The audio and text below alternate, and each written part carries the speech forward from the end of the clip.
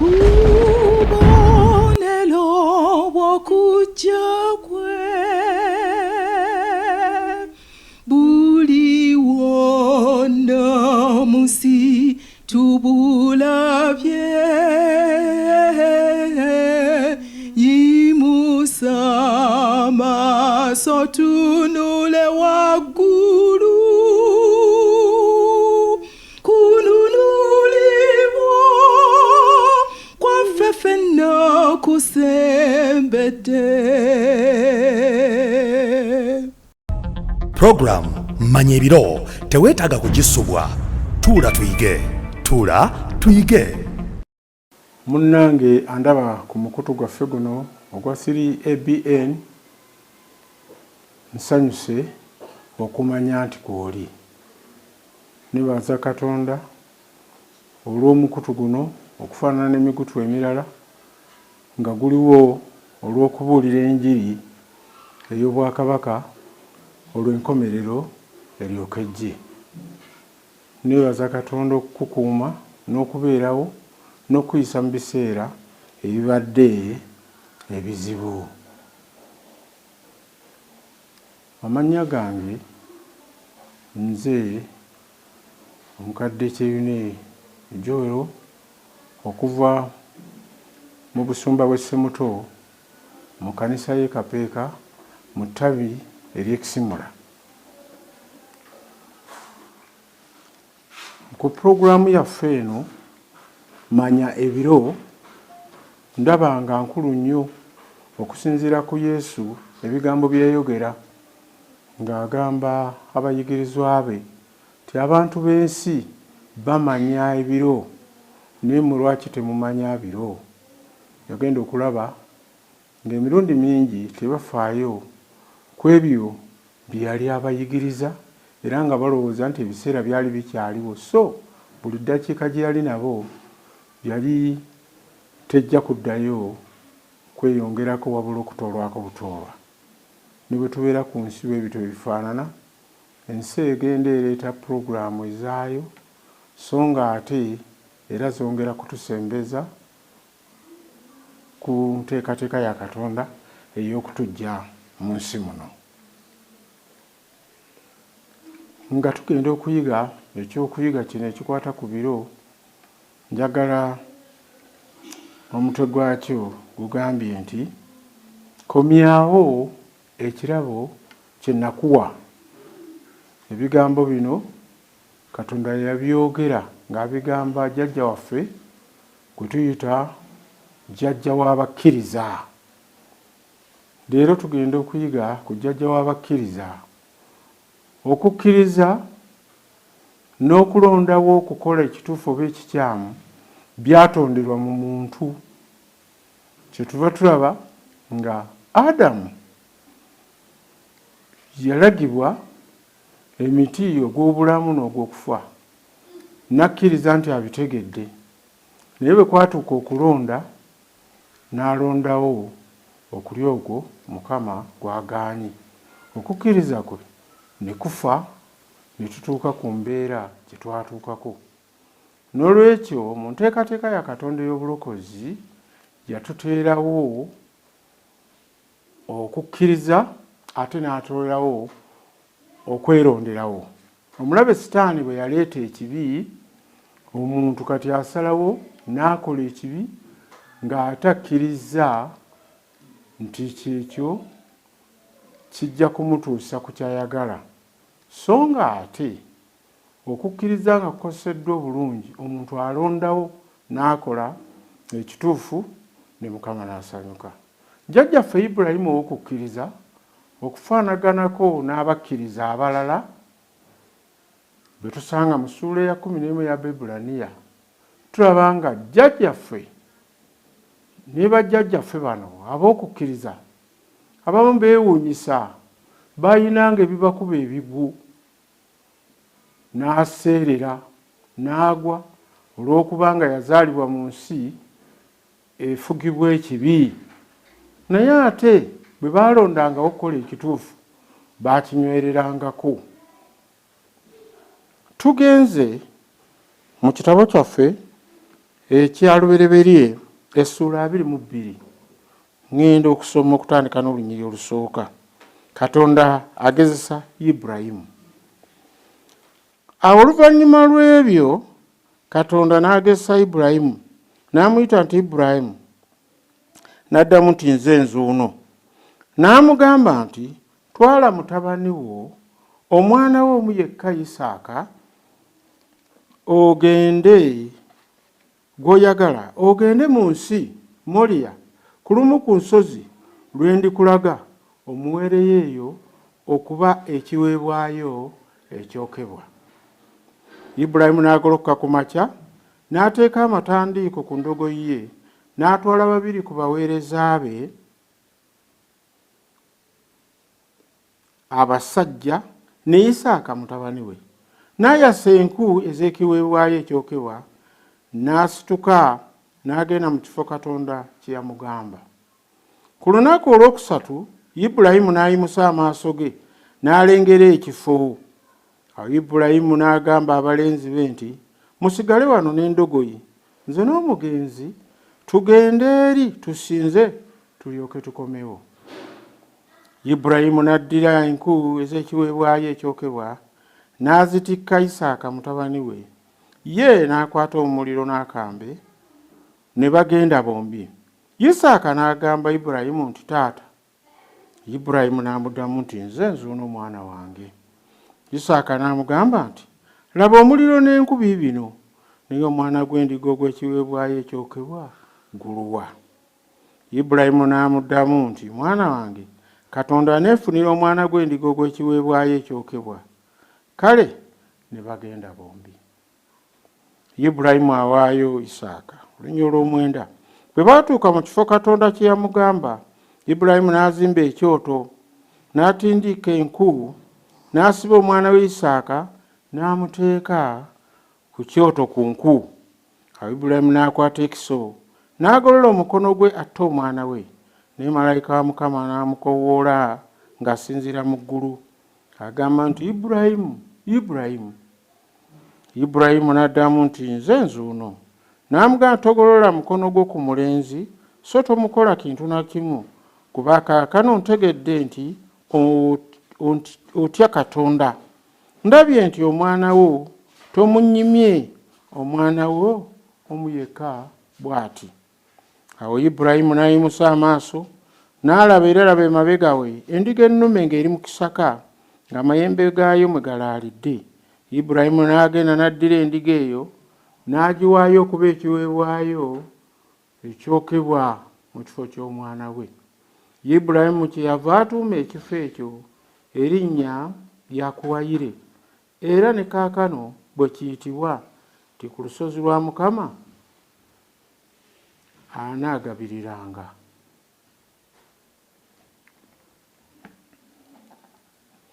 Ibulayimu yagezesebwa nga naffe bwe tugezesebwa bulijjo, era emirundi mingi tugwa, naye ekyo tekyamalamu Ibulayimu maanyi.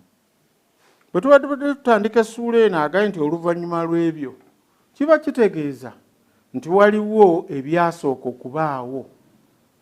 Waliwo ebyasooka okubaawo era nga bino byalimu okulemererwa n'okulemwa.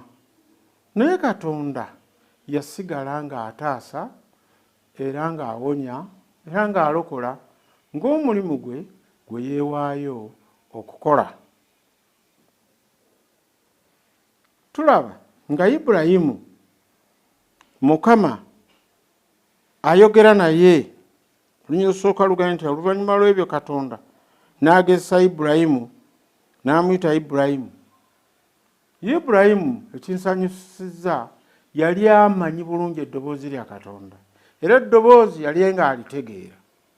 Gw'oluganda munnange owulira eddoboozi lya Katonda osobola okulyawula ku maloboozi amangi agajjudde mu nsi. Abali bubuga musobola okuwulira amaloboozi mangi ng'obudde kiro, so nga ate bwe buba bukya owulira nga bano basaba abalala nga baziina, naye amaloboozi ago osobola okugaawula. Bw'obeera mu kibuga wakati maloboozi ga bidduka, bw'obeera ku mukolo gwonna kubeerako amaloboozi mangi naye osobola okugaawula nga buli omu ayogera kiki nga buli omu aleekaana.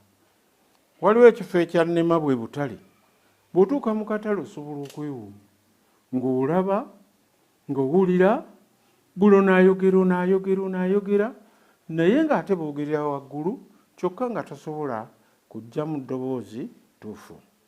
Ibulayimu bwe yawulira ekyali kimusabibwa yatya lwa nsonga yali akaddiye, yali amaze okufiirwa omwana we, omwana we yadde teyafa naye omwana gwe yali azadde mu magezi g'obuntu, Agali gwe yali azadde yali Mukama akkiriza omwana oyo agende ave mu maka ago. Ibulayimu n'asigaza omwana omu, ne libeera essanyu lye, ne libeera essuubi lye. Ibulayimu buli lwe yatunuliranga omwana oyo n'alaba nga Mukama yanukula okusaba kwe. Emu ku nsonga eyawaliriza Ibulayimu okuva ewuuli n'ava e Karani n'ajja mu nsi eno, omuntu eyalina ebyobugagga ebingi n'abaweereza abangi, kwali kufuna mwana kuba yali tafunye zadde. Katonda n'amusuubiza nti agenda kumuwa ensi nnamba, era ensi eyo abaana babeere bangi baalizaaliramu. Omusajja ono newankubadde yali akuze, ekyo yakikkiriza bulungi. Naye leero n'ensonga y'amaanyi okulaba ng'omwana gw'abadde alinamu essuubi okuvaamu abantu bonna Mukama bamusuubiza, abenkana omusenyu gw'ennyanja, abenkana emmunyeenye za Katonda ez'oku ggulu, okulaba ng'ate Mukama amusabye okumuwaayo. Ensi eyo gye yali amuwadde Ibulayimu yali ategedde ti emu ku nsonga lwaki Katonda agobyemu amawanga ago lwakuba nti nabo baasaddaakanga abaana. Wenjogerera mu nsi ennaku zino mulimu ekisaddaaka baana, naye ensonga tujja kugiyiga olulala lwaki ekisaddaaka baana weekiri. Temwerabira omutwe gwaffe gumugamba nti manya ebiro, manya ebiro. Ebiro bino nabyo birimu okusaddaaka abaana. Ibulayimu olw'okubanga ebiro ebyo byalimu okusaddaaka abaana, yasigala yeebuuza oba eddoboozi lyawulidde ly'erya mukwano gwe. Temwerabire ekyokuyiga kino kyabaddeko omutwe ogugamba nti nziriza ekirabo kyange kye nakuwa. Ibulayimu yamanya nti ekirabo bakimuwadde mu myaka gya bukadde naye ajja kubeera nakyo ennaku zonna. Naye ate wulira mukwano gwe, munne, omukulembeze we, Katonda we leero amugamba nti omwana gwe nakuwa, omwana oyo mumpe. Ibulayimu yakkiriza naye sikakasa ti Ibulayimu ono mukazi we yamugamba. Gwe bw'obeera gwe omukyala oyinza okumugamba, abakyala ku baana baabwe baba bamutawaana era abamu bagamba nti waakiri bazaafa naye omwana n'akola ki? N'asigala. Ate omwana ono yali mulenzi. Maama bwe yamutunuuliranga ng'alaba ebiseera bye by'omu maaso byonna bijja kuyimirira ku mwana ono. Ibulayimu bwe yatunuuliranga ku mwana ono yamulabanga nga alabamu abaana bangi n'abazzukulu bangi, n'agamba Mukama wannimba. Ibulayimu n'ayimuka n'ateekateeka endogoyi ku makya, n'ateekako amatandiiko yenguguye, n'atwala babiri ku baweereza be abasajja ne Isaaka mutabani we, n'ayassa enku ez'ekiweebwayo ekyokebwa, n'asituka n'agenda mu kifo Katonda kye yamugamba. Ku lunaku olwokusatu Ibulayimu n'ayimusa amaaso ge n'alengera ekifo. Awo Ibulayimu n'agamba abalenzi be nti musigale wano n'endogoyi, nze n'omulenzi tugende eri tusinze tulyoke tukomewo. Ibulayimu Mukama yali mukwano gwe, yali ateekwa okumulaga enteekateeka ey'obulokozi. Kiringanga leero Katonda bw'ali mukwano gw'ekkanisa, bw'ali mukwano gwaffe, tayinza kukola nga tatubuulidde, kubanga tetuli baddu, tuli baana. Yagamba nti omwana amanya ebya kitaawe. N'olwekyo Ibulayimu mu kigezo kino ekyali ekinene, Katonda yali amulaga enteekateeka y'obulokozi. Agambye nti ku makya nnyo n'agolokoka. Kino kiraga obuwulize era n'okwesiga Katonda. N'atwala babiri ku baweereza be, abasajja ne Isaaka mutabani we. Mu bino nno mulimu obunnabbi. Ffenna nga tugenda mu bikemo, nga tugenda mu tesiti, katumale okuddayo ku baana b'amasomero. Abaana b'amasomero bwe baba bagenda okukola tesiti, tebatwala tesiti books ne notisi ze baawanula. N'olwekyo bwe tuba tugenda bulijjo mu bikemo, tetutwala Bayibuli, endagaano empya n'endagaano enkadde, tulyoke tuwangula ebikemo. Era n'omulaba etaleeta bikemo ng'amanyi nti Bayibuli weeri, omuli ebyokuddamu ku kikemo kyonna ekiba kikutte.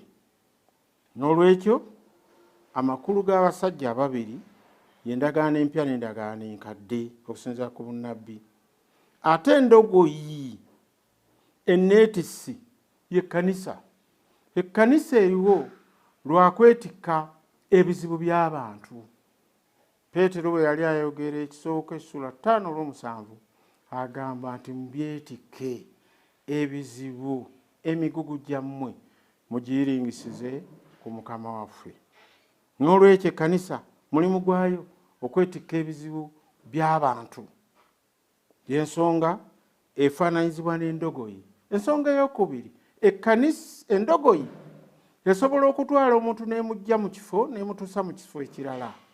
So nga ekkanisa nayo gwe mulimu gwekola okutujja ku nsi kuno etutuuse mu bulamu obutaggwaawo. N'olwekyo endogoyi, eŋŋamira, embalaasi, ennyumbu, ensolo ezo mu bunnabbi ziba zitegeeza era zifaananyizibwa n'ekkanisa. Oli ajja kwogera era alowooze tyabanga ensolo zino nga si nnongoofu. Ensolo zino yadde si nnongoofu, naye tunuulira mu kkanisa yo ye nnongoofu. Naye Katonda nnyini yo mulongoofu era amanyi bw'agirongoosa. Tujja kukyongera okiraba oluvannyuma. Toyinza kuŋŋamba nti eddwaliro ddongoofu naye nga ligendamu balwadde era abalamu tebalinnyayo. Abambadde obulungi engoye zigenda ku mikolo tebagenda mu ddwaliro, naye oli wagenda mu ddwaliro aba mulwadde. N'olwekyo ekkanisa ensonga lwaki efaananyizibwa n'endogoyi. Tulabye nti omusajja ono Ibulayimu yagenda ne mutabani we. Mutabani we kino nno kifaananyi kya Mukama waffe Yesu Kristo. Abantu abakkiriza abaali mu ndagaano enkadde byali bisiikirize ebyakulembera Yesu Kristo. So nga ate ffe abali mu ndagaano empya tuli bisiikirize ebigoberera Yesu Kristo. Singa obadde otambula ng'enjuba ekuvaako emabega, mu maaso go wabeerayo ekisiikirize. Bwe tuddirayo wali Katonda w'ayogerera tikatukole omuntu mu kifaananyi kyaffe kyekisiikirize mu ngeri zaffe, tulyoke tugobererenga Mukama waffe buli wagenda. So nga n'abaasooka baamukulembera nga balina obunnabbi n'enkola gye bateekawo, bw'alijja abe nga atuukiriza butuukiriza. N'ayasa enku ez'ekiweebwayo. Enku kino kifaananyi kya musaalaba. N'asituka n'agenda mu kifo Katonda kye yamugamba. Njagala mumanye nti naye agenze.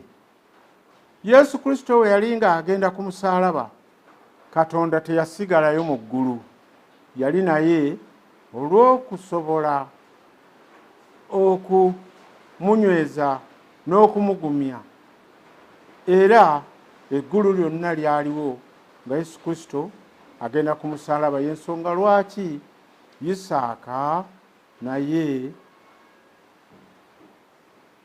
agenze ne kitaawe, ate nga saddaaka kitaawe gy'agenda okuwaayo ya mwana we. N'ayimusa amaaso ku lunaku olwokusatu. Ennaku zino nno 3 osobola ozibazaamu ne zivaamu emyaka 3 n'ekitundu Yesu gye yamala nga amaze okubatizibwa, ng'ali mu kutambula olugendo lwe olw'okumutuusa ku musaalaba. N'alonda abayigirizwa n'abatendekanga, naye nga ggoolo ye yagenda ku musaalaba. Abafalisaayo ne bakakananga naye nga eggoolo ye yagenda ku musaalaba.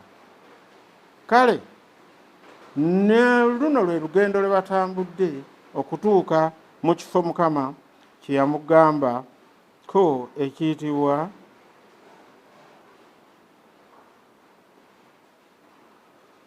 awo Ibulayimu n'agamba abalenzi be nti, musigale wano n'endogoyi, nze n'omulenzi tugende tusinze tulyoke tukomewo. Batuuse mu kifo n'amulengeza olusozi Moliya. Olusozi luno lwa byafaayo nnyo. Olusozi Moliya lutandika ne Ibulayimu, naye omusajja ayitibwa Yakobo muzzukulu we ku lusozi kuno kwe yateeka ejjinja n'alyezika, n'alaba nga kuliko amadaala agatuuka mu ggulu, era bamalayika ne bajja okumuweereza. Ku lusozi Moliya kuno kwe kwali egguuliro ly'omusajja ayitibwa Olunaani. Essanduuko ya Mukama bwe yalemerera abagireeta ne badduka okugenda okulipootinga nti egaanidde mu kkubo nga Abafirisuuti bagikomezzaawo. Olunaani yagitwala ku lusozi luno kwe kwali amaka ge, kwe kwali ennimiro ye, ng'era kuno kwaseera obulo n'ebirala byalinga alima mu kitundu ekyo. Ku lusozi kuno Sulaimaani kwe yazimba yeekaalu ya Mukama. N'olwekyo olusozi luno lwali lwa byafaayo, so ng'era ku lusozi luno kwe kwali ne Gologoosa Mukama waffe kwe yafiira. N'olwekyo Isaaka yali mu bisiikirize bya Mukama waffe Yesu bwe yali ng'atwalibwa okuweebwayo nga ssaddaaka. Ibulayimu n'addira enku ez'ekiweebwayo ekyokebwa n'azitikka Isaaka mutabani we. Bwe tusoma mu Matayo mu Yokaana essuula y'e19 lunyolo 17 tusanga nga Yesu Kristo bamutikka omusaalaba amaze okusalirwa omusango. Naye bwe yali agwetikka, naye yali alinnyalinnya olusozi luno. Isaaka kwe yatikkirwa enku ate zinamwokya. Omusaalaba Yesu gwe yali atwala gwali ye yennyini gwe gugenda okumukomererwako. Tulaba nga bali mu kifaananyi n'ekisiikirize kyekimu.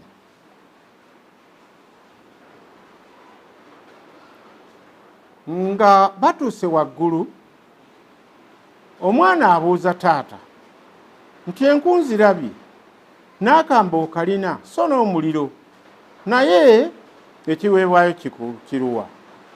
Ibulayimu okukwata enku, okukwata akambe kyali kitegeeza kusala musango.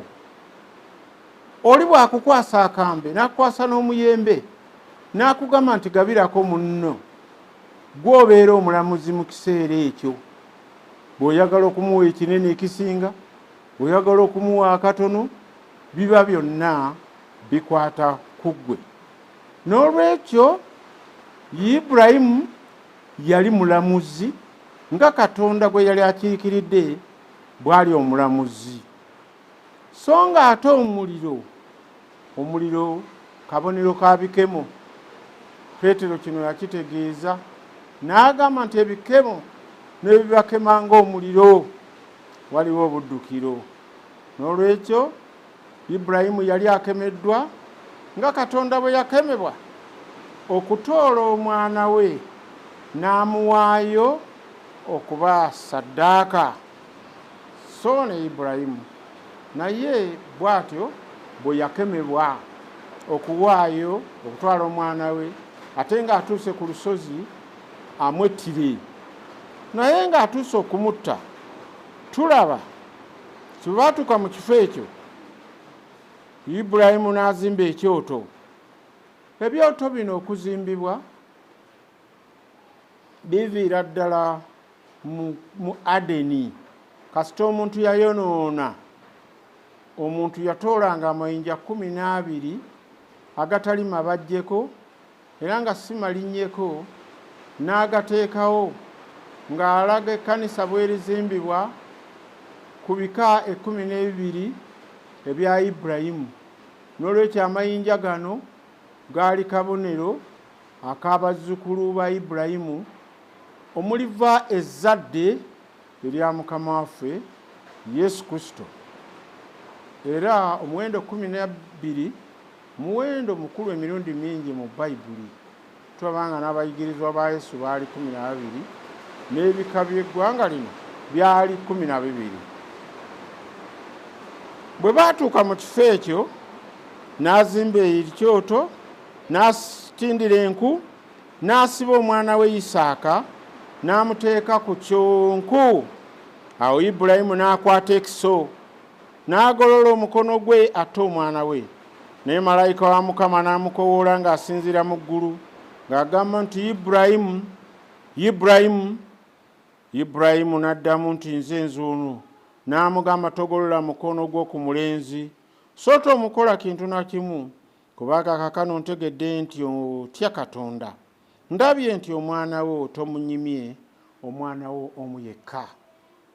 Ibulayimu okufaanaganako ne Katonda yalina omwana omu eyasigalawo, so nga n'owookubiri yaliyo gwe yali azadde mu Agali, mu maanyi g'abantu, gw'obuntu, mu magezi g'abantu, naye omwana oyo teyali wa kukkiriza.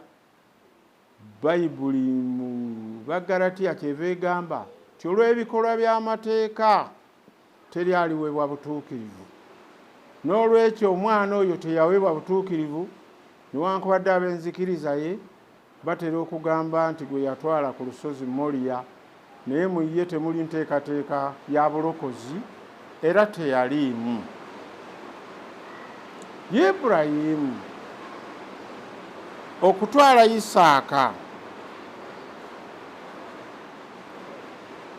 n'amuteeka ku nku, yali akkiriza nti ebisigadde abirekedde Katonda, kubanga ebyokwogera byali byamuggwaako okuva lwe yafuna ekirooto okuva eri Mukama, lwe yawulira eddoboozi okuva eri Mukama. Nti awo Mukama n'atulyoka ataasa Ibulayimu. Bwe yataasa Ibulayimu yataasa n'omwana. Kino kyali kitegeeza nti obulokozi tebuva mu bantu bannaffe. Nteekateeka ya ggulu, Isaaya essula y'e63:8 kyeruva lugamba, olukiiko bwe lwatuula mu ggulu ng'omuntu tannatondebwa, nga babuuza omuntu bw'ali yonoonanga sitaani, ani alitaasa omuntu? Yesu Kristo n'ayogera ebigambo bino nti mmanyi nga be baana abatalikuusakuusa nja kuba mulokozi waabwe. Awo tugamba nti amiina, kubanga singa teyayogera bw'atyo ffenna twandibadde baakuzikirira. Ibulayimu nagambye ti newankubadde yalina omwana omubereberye era yanditutte ekifo kino ekyokuvaamu omulokozi, naye omwana oyo yali azaaliddwa ng'ali mu kisiikirize kya Adamu we yayonoona. Kyetuva tulaba mu Kolinso 15 ne mu Baruuma essuula 5 tulabamu ebigambo bino nti Kristo ye Adamu owokubiri. N'olwekyo omwana owokubiri yali mukulu nnyo mu nteekateeka ey'obulokozi. Katutunule ku Aberi. Aberi yali mwana wa kubiri. Omwana omubereberye yali atutte ekifo kya Adamu eyayonoona. N'olwekyo Aberi yatwala ekifo kya Kristo. Bino nno bigambo byagenda wala ne mu Buganda ne bituuka. Kyenva mulaba ng'omwana ayitibwa Kiweewa, mwana omubereberye mu Bwakabaka bwa Buganda wano w'Abakabaka. Tasikira Bwakabaka wabula omu ku bato be yasikira Obwakabaka. Ebyo waliwo ensonga lwaki kiri bwe kityo, naye ebifaana bangi bye twafuna nga baakubiri bwe tulaba Isaaka nga naye yazadde abalongo, waswa yakwata kkubo lya Adamu, waswa n'akwata ekkubo lya Kayini, waswa n'akwata ekkubo lya kitaawe omuto ayitibwa Isimayiri. N'olwekyo kato Yakobo yakwata ekkubo lya Kristo, n'akwata ekkubo lya kitaawe Isaaka. Tatugende mu maaso. Nga tumaze okulaba okusinza okwaliwo nga Mukama addidde endiga n'agissa mu kifo ky'omwana ono okufa. Endiga zino zaali zikiikiridde Mukama waffe Yesu Kristo. Abakristaayo kyetuva tutwala saddaaka yaffe nga si y'abantu, nga kakati abantu bwe basaddaaka bannaabwe, nga si ya mbuzi si ya ndiga. Ebyo twabirekera Abasiraamu n'Abasamize. Abakristaayo ne bwe tuba tuzimba nnyumba, ne bwe tuba tugikomerera, ne bwe tuba tusiba musingi gwonna, tuyita erinnya lya Yesu Kristo era netukuzibwa. Ekyo tuba twagala okutukuza kyonna nekitukuzibwa omusaayi. N'ab'ebidduka bwe batyo. Era omusaayi ogwo gusobola bulungi okukuuma amaka ago n'okutaasa oyo akkiriza omusaayi gwa Yesu Kristo, okusinga ate okudda mu bya zisaddaaka ezaavaawo. Katonda tulabye nga yenyigawo Ibulayimu gwe twasoose okulaba bwe yali teyeebuuziza ku Mukama n'agenda n'ayonoonera e Misiri. Mukama yenyigawo n'ataasa mukazi wa Ibulayimu, n'ataasa ne Ibulayimu, ate n'afuna n'ebintu bingi neeyongera okugaggawala. Newankubadde nga kye yakola tekyasanyusa Mukama, kyetuva tulaba ti teyazimbayo kyoto. Yamala kudda n'azimba ekyoto. Katonda n'azzaawo enkolagana ne Ibulayimu. N'olwekyo abooluganda nga tuseeredde wonna mu nseerera yonna tetutyanga kudda. Omuwandiisi w'Abebbulaniya kyeyava agamba nti kati tujje n'obuvumu awali entebe ey'ekisa, kubanga olutimbe lwasalwawo Yesu bwe yafa eggologoosa. Kati tujja ne tujja butereevu ne bakabona aba bulijjo bwe bataatuukanga era ne tufuna okusaasirwa. Temwerabire ekyokuyiga kyaffe kigamba kikomyawo ekirabo kyange mu pulogulaamu eno manya ebiro.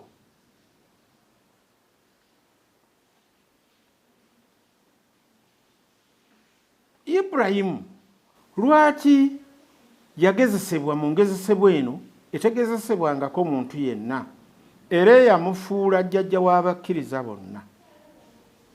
Kyeyava agezesebwa mu ngezesebwa eno mu ye yennyini mwe mwali ow'okuva omulokozi w'ensi, mu baana be, mu bazzukulu be mwali mwakuvaamu Yesu Kristo omulokozi w'ensi, kabaka w'abakabaka, kabona w'abakabona. Kyova olaba nga muzzukulu we Yakobo abaana bano yabazaala abamalayo ofiisi eza Mukama waffe Yesu Kristo oba emirimu gye.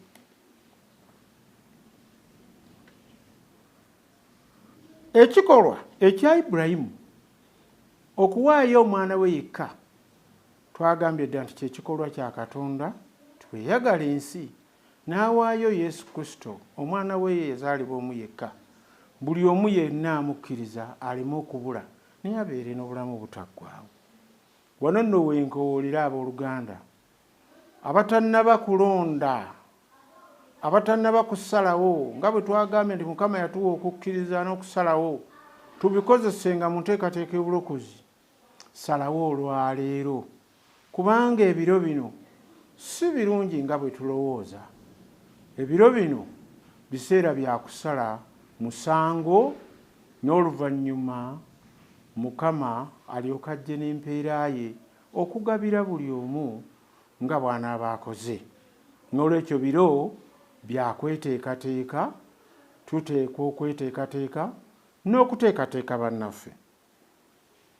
Lwaki yagezesebwa mu ngeri eno? Yagezesebwa tulyoke tuyige era tutwale ekyokulabirako ekyokukkiriza n'okwesiga Mukama. N'olwekyo tuyina bye tuyigira ku Ibulayimu, kwe kwesiga n'okukkiriza Mukama. Yamanya ti singa awaddeyo omwana ono ng'ate Katonda yamumuwa, Katonda yali akyalina obuyinza ate okumuddiza omwana omulala. Leero kitwetaagisa okuwaayo naye bye tuwaayo tuteeka obutabigeraageranya n'okwagala Katonda kwe yawaayo omwana we Yesu Kristo tulyoke tulokolebwe. Kubanga buli kye tuwaayo Yesu Kristo yakigamba Peetero tugenda kukiddizibwa emirundi 100. Walina obulamu obutaggwaayo ate n'atugamba n'okuyigganyizibwa. N'olwekyo yeesiga ti Katonda agenda kumuddiza omwana we. Leero obulamu bwaffe tubutwala nga bwa muwendo nnyo era netwagala nakubuwaayo eri Mukama waffe ng'abwetaaga. Ebyobugagga bwaffe nabyo tugenda ne tubibala nga bya muwendo nnyo. Ab'eŋŋanda okufaanana nga Ibulayimu bwe yatwala omwana we okubeera nga wa muwendo nnyo nga gwasigazza, Katonda bw'anaatugezesa okuwaayo bye tulina olw'okwanukula omulanga ogwo nga jjajjaffe bwe yawaayo okukkiriza okwo tukulina, atusaba ekintu kyekimu, okukkiriza okwo tubeere nakwo. Yesu Kristo bino yabyogera mu Matayo 11 olunyiriri olwa 28. Matayo 11 olunyiriri olwa 28 Yesu ayogera ebigambo bino nti mujje gye ndi mmwe mwenna abakooye nange nja kubawummuza. Olunyiriri luno tutera oziwulira nga zisomwa naye n'abaagaana okuwummuzibwa kwa Mukama bazaagala. Mu bunnabbi yali ategeeza nti jangu gye ndi gwenna akooye, okufaanana nga Katonda bwe yakola ennaku 6 nange nja kukuwa Sabbiiti, nja kukuwa ekiwummulo. Musitule ekikoligo kyange muyigire ku nze, kubanga ndi muteefu muwombeefu era omuteefu mu mutima, n'emyoyo gyammwe girifuna ekiwummulo. Kubanga ekikoligo kyange kyangu n'omugugu gwange teguzitowa. Bw'ayogera ekikoligo mukimanyi mu lulimi Oluganda wano nti gwe muti ogugatta ensolo 2 nga zirima oba nga ziwalula ekigaali oba nga ziwalula enku. Mu Buganda wano tetubirina, naye singa ogenze mu Isitaani sayidi y'ettololo eyo ne weeyongerayo esoluti osanga ente zino nga zirima. Naye bulijjo ente emanyi okulima yeekulembera ente etemanyi. Naffe ekikoligo kya Yesu kyagamba si kizito, n'ekikoligo ekyo ye Sabbiiti gy'asoose okwogera waggulu ti mwenna abakooye mujje nja kubawummuza. Ye Sabbiiti mwe tuteeka okuwummulira nga tukozesa akabonero ak'ennaku olunaku olw'omusanvu okuwummulanga okulaga nti tuwummulidde mu ye. Ekikoligo kye n'omugugu gwe si muzito, omugugu ge mateeka ge, yeetegese okutukwatirako. Lwaki gatukaluubirira? Lwaki gazitowa? Kubanga tetukkiriza kutukwatirako, tusuubira mu maanyi gaffe, mu magezi gaffe okuwangula ekibi, naye tetukisobola. Okuyita kwe kuno kulungi. Agambye mulifunira emmeme zammwe ekiwummulo. Ensi kati kye yeetaaga mu biseera bino kwe kuwummuzibwa, kyekiwummulo.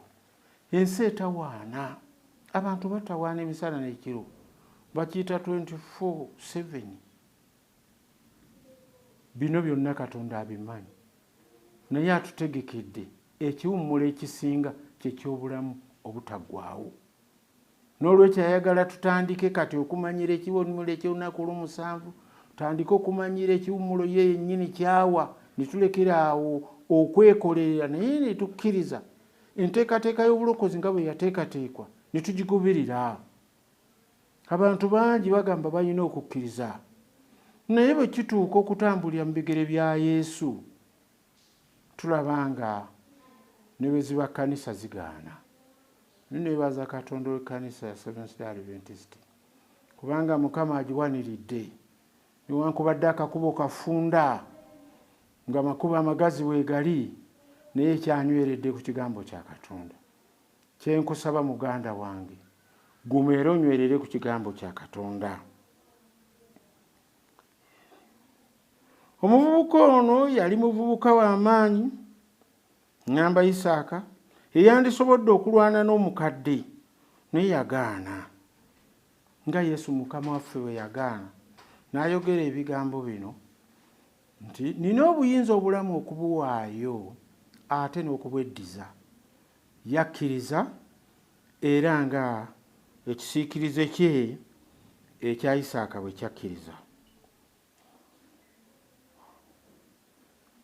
Ensolo eyo eyali tezizza musango eyadda mu kifo kya Isaaka n'etwala obuvunaanyizibwa bwe n'obw'ekibi kye. Yesu Kristo bw'atyo bw'ali atwala obuvunaanyizibwa bwaffe ku kibi n'omusaala gwaffe gwe twandifunye empeera yaffe y'ekibi n'agitusasulira. Tumufuule mukwano gwaffe, tukkirize by'agambanga, yeetegese okututaasa. Ekkubo liggule buli muntu mu kiseera kino amanye ebiseera nga bye bifaanana, ng'obubonero bwonna bulaga nkomerero ya nsi. Kyenva mukoowoola akomewo eri Mukama waffe, tulyoke tufunire wamu omukisa. Katwebaze. Tweyanzizza nnyo Katonda waffe kubanga otwagala. Ekyokuyiga kye tuva okuyiga, weebale kubanga kitulaze nti enteeka y'obulokozi yateekerwateekerwa mu ggulu. N'olwekyo bwe tugigaana kati ne tugaana okubatizibwa nga bwe wabatizibwa, ng'enteekateeka eyo ya mu ggulu guba gutusinze. Bwe tugaana okukkiriza ne tutakola nga Ibulayimu, obulamu bwaffe ne tubukuwa, abaana baffe ne tubakuwa, ensimbi zaffe ne tuzikuwa, tuba gutusinze nnyo Mukama. Kiva twagala tusonyiwe. Weebale kubanga obadde mulungi gye tuli, otukoledde Mukama nga bw'oyagala. K'ebigambo bino biyingire mu bulamu bwaffe, bibeere omugabo ogw'amaanyi mu linnya lya Yesu Kristo Mukama waffe. Amiina.